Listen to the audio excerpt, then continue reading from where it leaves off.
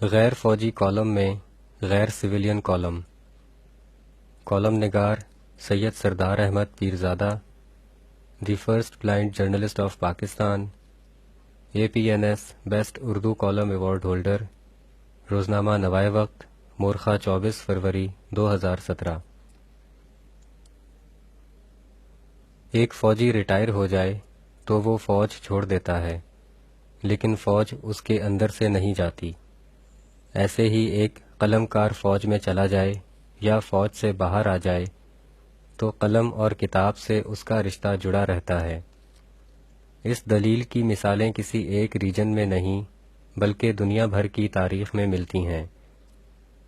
مثال کے طور پر تقریباً 400 قبل مسیح میں یونان میں ایک نوجوان تھا جس نے اپنے وقت کی فوجی سروس کی اور فیلڈ آپریشنز میں بھی حصہ لیا۔ فوج سے باہر آنے کے بعد اس سابق سپاہی نے سوسائٹی کو سوچنے کی دعوت دی۔ اس نے خود تو کچھ نہ لکھا، لیکن آئندہ زمانے میں غور و فکر کرنے والوں کو لکھنے کے لیے بہت سے موضوعات دے گیا۔ آج اسے ہم سقراط کے نام سے جانتے ہیں۔ لہٰذا یہ ایک تاریخی سچ ہے کہ تحریر کے ردی ہونے یا تاریخی ہونے کا فیصلہ تاریخ ہی کرتی ہے۔ پاکستان کی عسکری تاریخ میں بھی بے شمار ستارے موجود ہیں جن کے نام کتاب کی دنیا کے حوالے سے روشن ہیں۔ اگر فوجی نثر نگاروں کا ذکر کریں تو محمد خان، شفیق الرحمن، اشفاق حسین، صدیق سالک اور ابن الحسن وغیرہ نمایاں ناموں میں سے چند ہیں۔ عسکری شعبے میں لکھنے لکھانے کے ایسے سلسلہ کلمیہ کے ایک بااثر پیر سولت رضا بھی ہیں جو پاک فوج میں 3 دہائیوں سے زائد کا عرصہ گزار کر بریگیڈیئر کے عہدے سے ریٹائر ہوئے۔ ان کے بارے میں یہ لکھنا مشکل ہے کہ انہیں ایک پیشہ ور فوجی کہا جائے یا ایک مستند لکھاری، کیونکہ ان کی زندگی کے یہ دونوں روپ اپنی اپنی جگہ پوری آب و تاب سے چمک رہے ہیں۔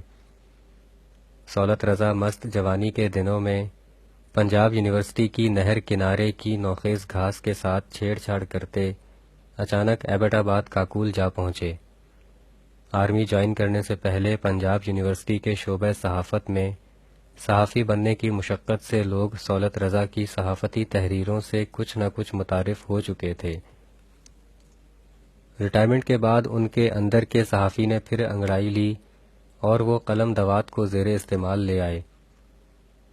بریگیڈیئر ریٹائرڈ سولت رضا نے مختلف اخبارات میں غیر فوجی کالم کے عنوان سے کالم لکھنے شروع کیے۔ ان کے 2003 سے 2008 تک کے چیدہ چیدہ کالموں کا مجموعہ غیر فوجی کالم کے نام سے ہی پورب اکادمی اسلام آباد نے حال ہی میں شائع کیا ہے۔ سولت رضا تجزیہ کرنے کی صلاحیت کے ساتھ ساتھ حساس عہدوں پر بھی فائز رہے ہیں، اس لیے پڑھنے والے ان کی تحریروں کو توجہ سے پڑھنے پر مجبور ہوتے ہیں۔ وہ اپنے کالموں میں ایک مشتاق بریگیڈیئر اور کہنہ مشق صحافی کا منفرد انداز بیک وقت رکھتے ہیں۔ سولت رضا اپنے کالموں میں جب کھلے تجزیے کی بجائے پوشیدہ تجزیے پر گزارا کرتے ہیں تو یہ کھلا تضاد نہیں بلکہ ان کے 32 سالہ پیشہ ورانہ ماحول کا مزاج ہے جو کہ غیر فوجی کالموں کو ایک نیا اسلوب عطا کرتا ہے، یعنی کچھ بھی نہ کہا اور کہہ بھی گئے۔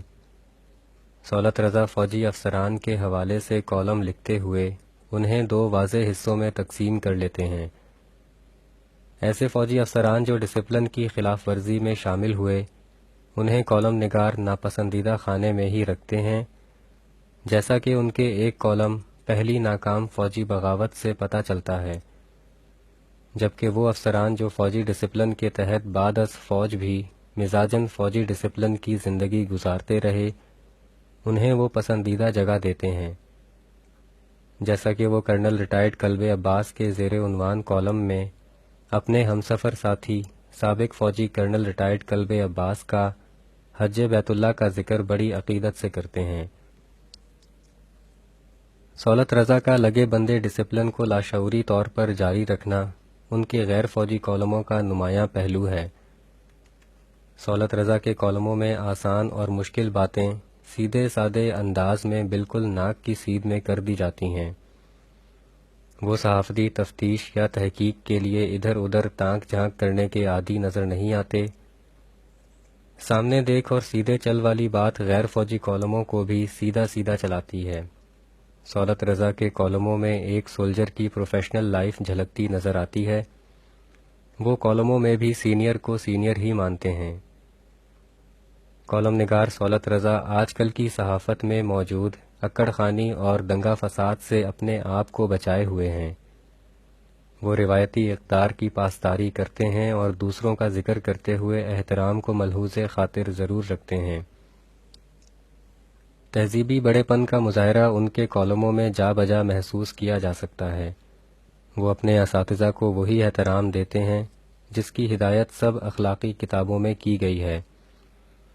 اس حوالے سے وارث میر صاحب کی یاد میں کے نام سے لکھا گیا کالم ایک عمدہ مثال ہے۔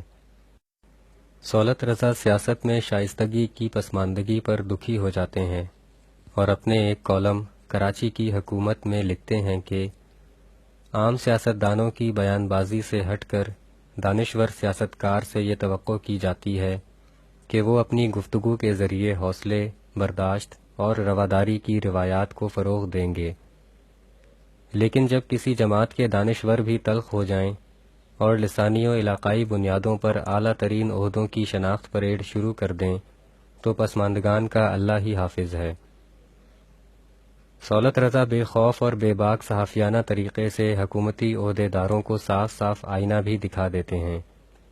مثلاً وہ پاکستان کی قومی زبان اردو کو دربدر دیکھ کر 2006 میں اپنے ایک کالم اردو کی یاد آئی ہے میں لکھتے ہیں کہ اردو کو اپنانے کی تاریخ بہت قدیم ہے۔ مقتدرہ قومی زبان کے ہر دل عزیز سربراہ پروفیسر فتح محمد ملک اس پر روشنی ڈال سکتے ہیں۔ وہ اس کالم میں مزید لکھتے ہیں کہ پنجابی سیاستکار اور بیوروکریسی وطن عزیز میں انگریزی یا اردو کے فساد کے براہ راست ذمہ دار ہیں۔ بریگیڈیئر ریٹائرڈ سولت رضا کی ISPR میں تعیناتی کے دوران ملک میں بہت بڑے بڑے واقعات ہوئے، جن میں 73 کے آئین کا بننا، بھارت سے جنگی قیدیوں کی واپسی، ضیاء کا مارشل لاء، بھٹو کی پھانسی، جہاد افغانستان، ضیاء الحق کے طیارے کی تباہی، بے نظیر اور نواز شریف کا سیاست میں آنا، 90 کی دہائی میں سیاسی سازشیں اور مشرف کا مارشل لاء وغیرہ شامل ہیں۔ ان واقعات پر بہت کچھ لکھا جا چکا، لیکن بہت کچھ لکھا جانا باقی ہے۔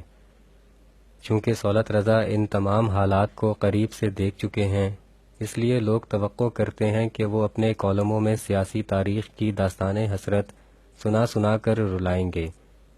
یوں ان کے غیر فوجی کالم میں غیر سویلین کالم سے لوگوں کی معلومات میں مزید اضافہ ہوگا۔